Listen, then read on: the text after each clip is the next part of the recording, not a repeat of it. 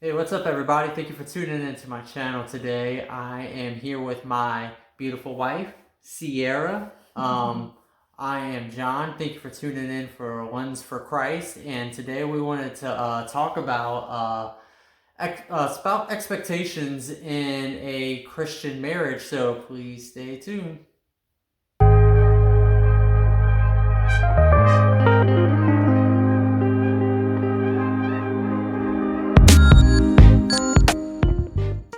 Thank you again for tuning in to my channel for Ones for Christ. So we are just going to go ahead and talk about realistic expectations on Christian marriage. So this is something that I wanted to already, wanted to talk about for, for the past few days, wanted to talk about Christian marriage expectations for this. It helped me having these certain expectations when being, as being married. So, you want to have realistic expectations in your marriage. So one of them was that that when me and whoever I was going to get married with, of course, it's Sierra. So like I know that when we come together, that she's a sinner and I'm a sinner. So two sinners are coming together in a marriage. So I know that there isn't going to be this perfect marriage that will be out there. And I know that no perfect marriage exists, and so I already had in my mind that like when we get married, that she's gonna like solve all these problems for me, and everything is just going to be perfect, and there's just going to be this perfect romance, it's like romance that you would see in movies or even see out in social media of perfect marriages and stuff like that. And but we're not saying that romance is not there. Yeah, yeah. No, I agree. Because romance is there. It's there. It's there. The love is there. The romance is there, and everything. But it's not this perfect romance. No. Like it's always like right now. Like you see me and my wife together, and we're talking, and however long that this video is, when y'all see us talk, it's only for a glimpse, just however many minutes this video lasts. And same thing, like if you see pictures and stuff, it's only a snapshot of someone's life, and that doesn't mean that's what their the true marriage is actually be. It might appear to always be that way, but that's not exactly what a marriage always looks like. There's a lot that goes into a marriage, and a lot of hard work. And so as two sinners coming together, we have flaws. I have flaws, my wife has flaws, and so one of the flaws is in a marriage, where we're supposed to be as as Christians, me as the husband and her as the wife, as like according to God's word, being like I'm supposed to be the leader of our marriage, and wife is supposed to be good and like was submissive and everything. But what ends up happening is I fail as a leader, and and at the same time my wife even fails at being submissive, and we're definitely not perfect in these areas. And so there's a lot of learning in this, a lot of growing, dealing with trying to being a leader, and her being submissive in these areas. So I don't know if you want to elaborate with anything. Yes, I did. Cause I know, like, I mean, cause I love me some romance movies. I love watching them. Like I'm not sure if I saw the other previous videos, but you can check it out. Probably link it down below or link it up high, wherever it's gonna be at. We're gonna try to link it.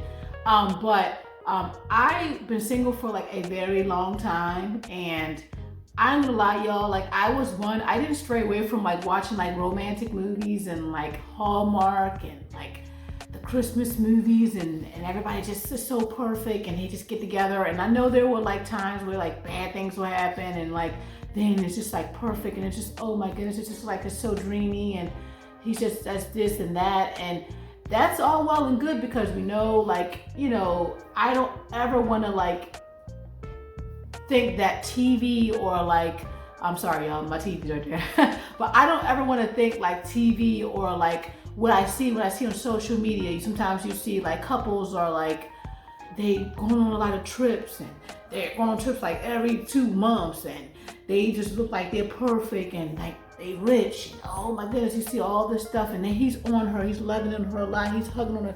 Oh my goodness, look how he's looking at me. And I'm not saying that that's not there because my honey did look at me. But I'm just not saying it's not there. But I'm just saying it as in like that, I think we only see those small glimpses of that even on social media because I have seen some that actually just didn't make it. They didn't make it, you guys. There were some that did not make it. And, but the image was there, and then you will see that it will drop off the marriage, the divorce, and it just some divorces, and you even see it with celebrities. Sometimes, there are celebrities that look like they have it, and like everything looked glammy, they were smiling, they're on vacations, and then you see that it did not work out, and that it divorced, end up failing, but nobody saw those in between times. It looked like they were perfect, like, well, everybody looking like, well, what happened? Like, what happened? There's marriage thing. There's a lot of things that could have happened in that marriage, but in our eyesight, we only see the picture and the view of what somebody shows us. So I'm just saying, like, as far as being realistic, as in like, don't ever, when you go into your marriage, don't compare your marriage. Or don't compare your marriage to someone else you see on social media. Don't compare somebody else. You don't compare your marriage to TV or what you see on TV because a lot of times, they're giving you an image, literally. Television. They're telling you a vision, like giving you a vision and an image in your mind of what it is, but in all reality, it's not exactly like that. So that's all I had to say for that, as far as like being real and realistic as in that sense, because yes, you have romance, and yes, you do have those moments when you stare and that stuff is still there. The stuff still does exist. However, I would just say, don't get caught up in like that moment and that's it, because it's more to marriage than those moments, and that's it. So that's all I have to say. So.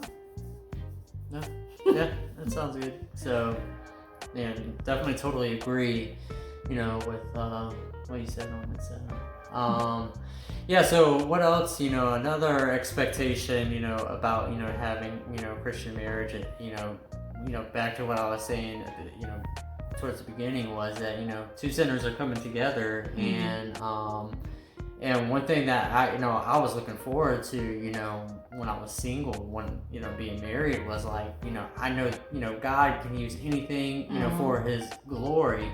So when I know that, when we're going to get married, that God, will use this to, draw me closer to him. And, with that,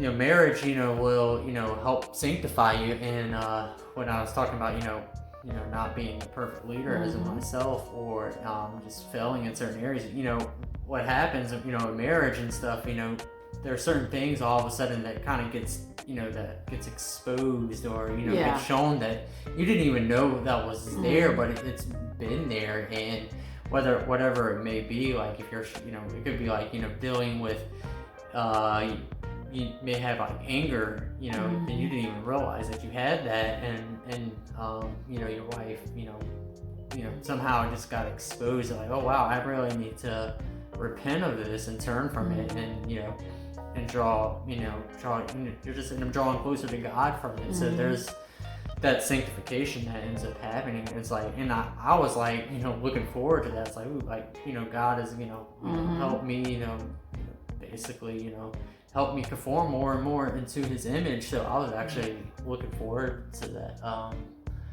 So that was like something that I was looking forward to and expecting in marriage, and that is, you know, what has happened. So there's been, you know, some of this. So, but I do agree with that. Like, it does expose like certain areas that you like, oh wait a minute, I didn't know that I was who loved, you know. So you know, it exposes things inside of you, like with marriage, like you were saying, honey. I do agree with that, because there are some areas that I see like, all right, you know what, I need to work on that, I need to pray about that, and you know.